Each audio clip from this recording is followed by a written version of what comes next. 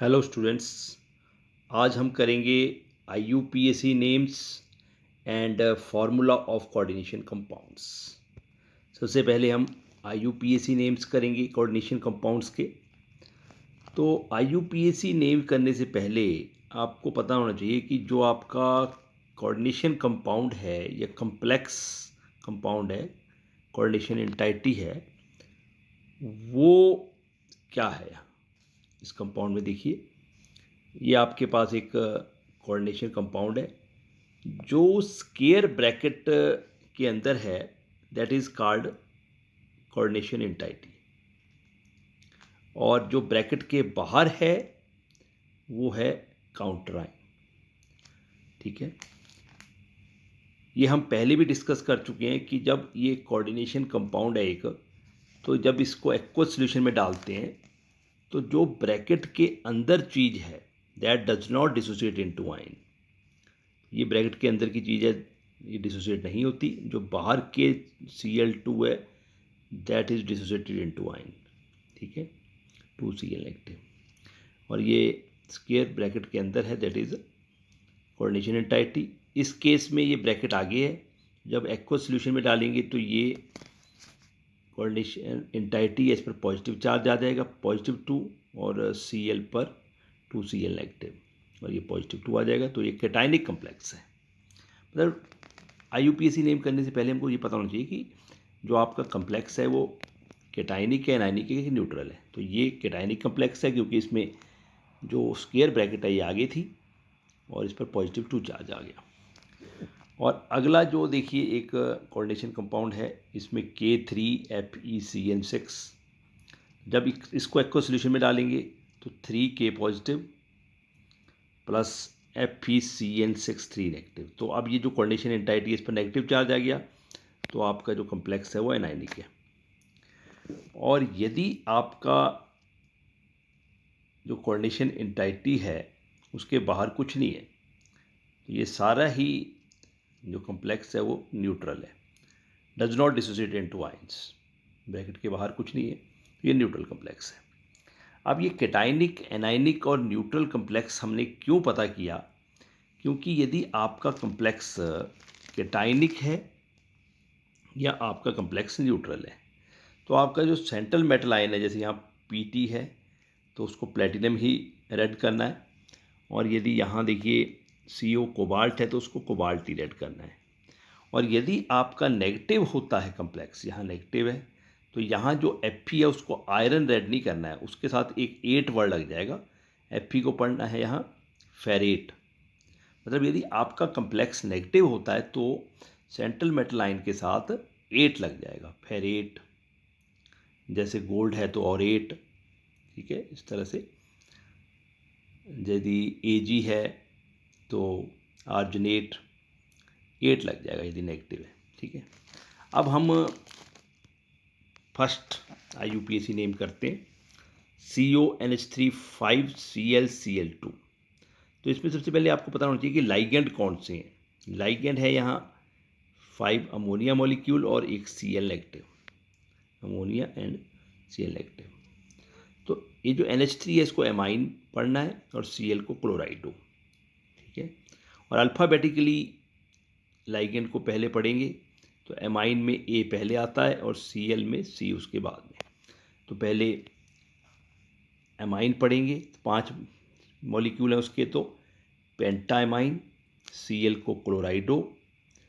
फिर उसके बाद लाइगेंड पढ़ लिए हमने, लाइगेंड के बाद मेटलाइन, कोबाल्ट, और उस पर क्या ऑक्सीडेशन स्टेट है वो निकालेंगे एक्सपोर्ट करके। 5 × 0 -1, इस पर -1 × 2 -2। ठीक है जी, इज इक्वल टू 0। तो यहाँ आपके पास x की जो वैल्यू है वो 3 आ जाएगी। तो कोबाल्ट के बाद फिर 3, और ब्रैकेट के बाद Cl2 है उसको पढ़ना है आपने क्लोराइड।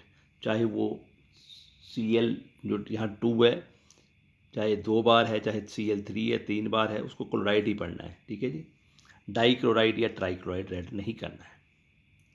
आई थिंक आपको पता लगा होगा ये नाम, पेंटामाइन, क्लोराइडो, कोबाल्ट 3 क्लोराइड।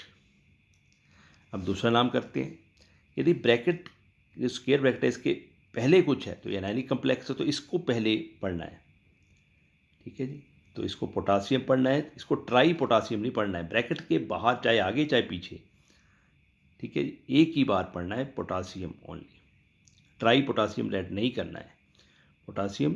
फिर उसके बाद लाइगेंड, एक ही लाइगेंड है हेक्सासाइनाइडो, हेक्सा मतलब 6 हेक्सा CN साइनाइडो, और Fe नेगेटिव है तो फेरेट, और उसकी ऑक्सीडेशन स्टेट निकालनी है। Fe को एक्सपोर्ट करके K पर 1 चार्ज होता है, 1 इंटू 3, इस पर -1 इंटू 6, तो यहाँ 3 आ जाएगा, फेरेट 3।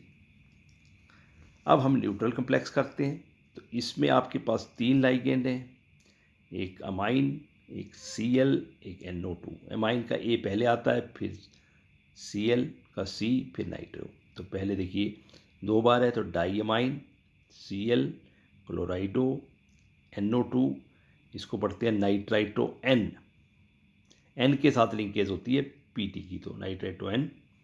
फिर प्लेटिनम, फिर उसकी ऑक्सीडेशन स्टेट निकालनी है एक्सपोर्ट करके, X+2 इंटू 0, न्यूट्रल लाइगेंड है, फिर -1, इस पर भी -1 चार्ज होता है, तो X की वैल्यू 2 आ जाएगी।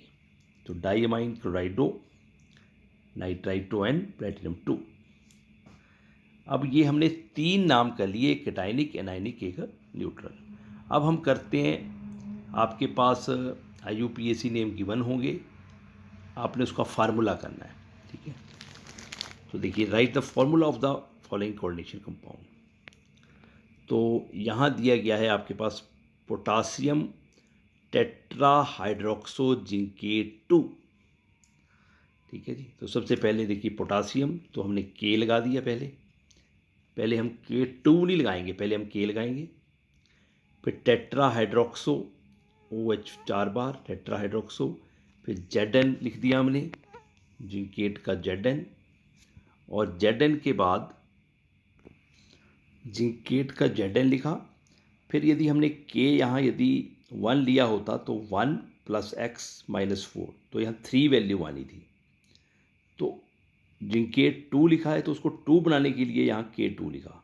यदि 2 बनाएंगे तो 2, 4 में से 2 माइनस करेंगे 2 आएगा। पहले हम K ही लिखेंगे, बाद में K2 करेंगे। ठीक है, एक और नाम करते हैं, डाईक्लोराइडो बिस इथेन 1,2 डाईअमाइन कोबाल्ट 3। तो देखिए पहले आपके पास ये कोबाल्ट सेंट्रल मेटल एटम है CO, फिर उसके साथ लाइगेंड है डाईक्लोराइडो बिस इथेन 1,2 डाईअमाइन, 2 लाइगेंड है, एक क्लोराइडो और एक बिस इथेन 1,2 डाईअमाइन।